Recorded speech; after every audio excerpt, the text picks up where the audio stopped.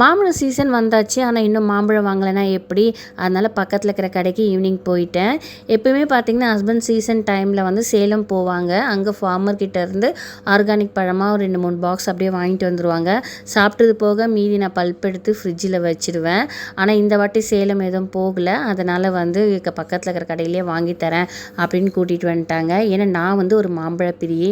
மற்ற பழங்களை விட எனக்கு மாம்பழம் வந்து அவ்வளோ ரொம்ப பிடிக்கும்.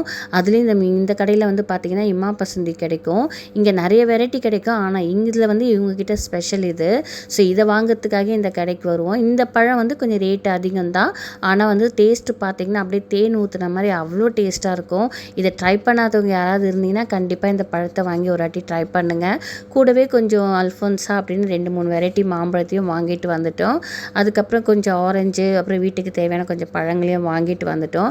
இது நடுவில் பார்த்திங்கன்னா கொஞ்சம் ஓசிலே கட் பண்ணி கொடுத்தாங்க. அதையும் கொஞ்சம் வாங்கி அங்கேயே சாப்பிட்டுட்டு வந்தாச்சு.